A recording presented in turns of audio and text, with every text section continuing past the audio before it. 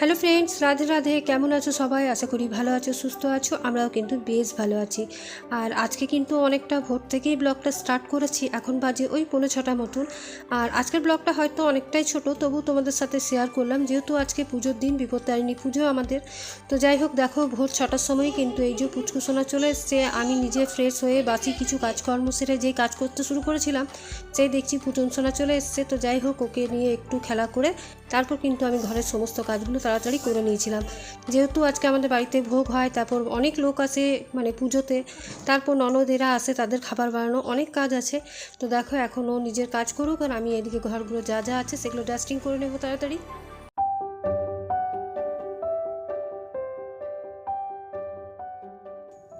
আর কাজ করব কি, দেখতে পাচ্ছ পুচনসোনা কোলে চাপতে চাইছে। আর কোলে চাপা মানে সুইচকে অফ আর অন করবে, লাইটটা অফ করবে, নয় ফ্যানটা চালাবে, এটাই হচ্ছে ওর কাজ।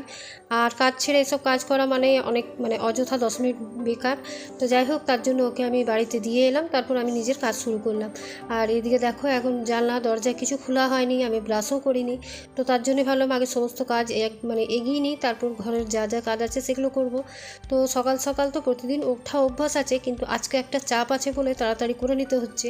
প্রচুর লুচি সুজি এগুলো করতে হয়, যেহেতু আমাদের দুর্গা মন্দিরে পুরো পাড়ার লোকই পুজো করতে আসে।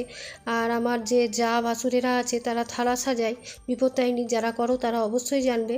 তো তাই এখন ভাবলাম আগে ঘরটা ভালোভাবে ক্লিন করে মুছে টুছে পরিষ্কার করে নিই, ঘরের কাজগুলো এগিয়ে নিই, তারপর স্নান টান করে ভোগের কাজে হাত দেব। তো তাই এখন অন্য কাজ ছেড়ে এখন ডাস্টিংটা আগে করে নিই। আর তারপর দিদিকেও আজকে তাড়াতাড়ি আসতে বলেছি, দিদিও ঠিক 7:30 8টা নাগাদ চলে এসেছিলো। তো সেজন্যই আমার কিন্তু কাজগুলো তাড়াতাড়ি হয়ে গেছিলো। আর যেহেতু 12টা থেকে পুজো শুরু হয়, তো সেই জন্য ভোগ টোগ এগুলো রেডি আগেই করে নিতে হয়।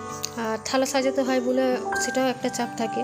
তো দেখো, পরপর আমি কিন্তু ঘরের যে কাজগুলো আছে সময়ের মধ্যে কমপ্লিট করে নেব 8টার আগেই, যাতে দিদি এসে তাড়াতাড়ি ঘরটা মুছে নিয়ে আমি চানটা করে নেবো, ব্যাস।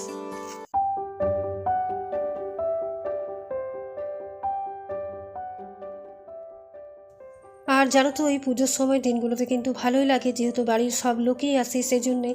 আর ঘরটা ভরে যায়, আর বেশ একটা মজা আনন্দ এগুলো হয় সবাই মিলে। তো এখন তো প্রায় অনেকটাই কমে গেছে, যেহেতু আমার 3টে ননদ মারা গেছেন আর ওরা আসে না। 2টো ননদ আছে, তো 2টো ননদের মধ্যে একটা ননদ বাঁকুড়ায় থাকে, সে তো এখন আসতে পারে না। আর সামনে যে ননদ যেটা বার্নপুরে থাকে, তোমাদেরকে প্রায় দিনই দেখায়, তো সেই ননদটাই আসে। এই দেখো, আবার বাবু পড়তে পড়তে আবার চলে এসছে। তো যাই হোক, একটু খেলা করছে, ততক্ষণ কিন্তু আমি এইদিকে যে দরজা জানলা এগুলো কিন্তু 2 দিন ধরে মুছতে পারিনি।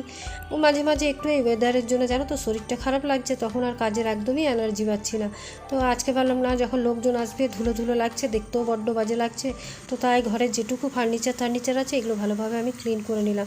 আর এই গাছগুলোতেও জল দিয়ে দিলাম। আর আজকের ওয়েদারটা মেঘলা মেঘলা ছিল বলে জানো তো প্রচণ্ড গরম লাগছিল, যে কাজটাই করছি হাঁসফাঁস করছি।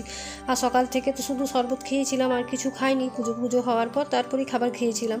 তো এখন দেখো, স্নান টান করে দুর্গা মন্দিরে ধূপ দিয়ে তারপরে এই যে ঘরের ঠাকুরকে একটু ফুল দিয়ে তারপর এখন পুজোটা সেরে নিচ্ছি।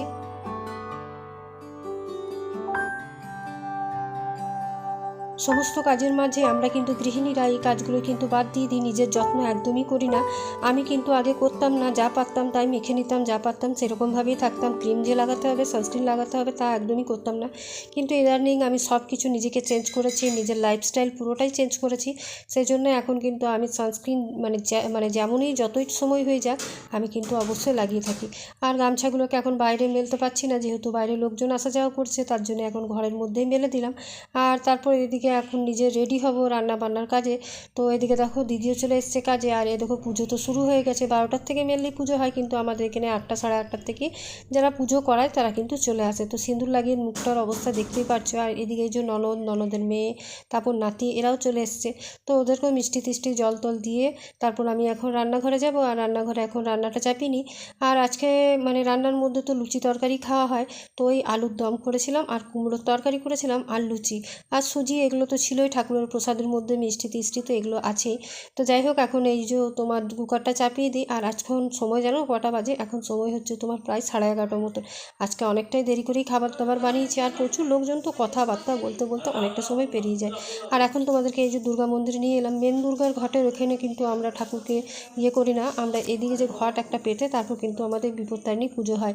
যেহেতু আমাদের নিজস্ব দুর্গা মন্দির, গোপাল আছে, সব আছে, সেজন্য আমাদের কিন্তু সমস্ত পূজাই হয়ে থাকে। আর আর আমি কিন্তু ছোট্ট ছোট্ট করে সব পুজোই তোমাদের সাথে শেয়ার করি। তো আজকের ক্ষেত্রেও তাই ব্লগটা ছোট হলেও আমি কিন্তু তোমাদের সাথে এই পুজোটাকে শেয়ার করলাম। তো ভালো লাগলে অবশ্যই পাশে থেকো। ধনং দেহি ধর্মকামাশ্চ দেহি মে কালী কালী মহাকালী কালীকে পাপহারিণী। তো বেশ পুজো টুজো হয়ে যাওয়ার পর এর মধ্যে আমার রান্নাও কমপ্লিট হয়ে গেছিলো। আর তারপর কিন্তু আমি সোজা খাওয়ার দাওয়ার সবাইকে খেতে দিয়ে দিয়েছিলাম। আর এখানে দেখো আমার বাড়িতে সবাই খাওয়া দাওয়া করে এখানে বসে বসে সব গল্প করছে। আর বিকেলবেলায় কিন্তু মা আর বৌদিও এসেছিলো।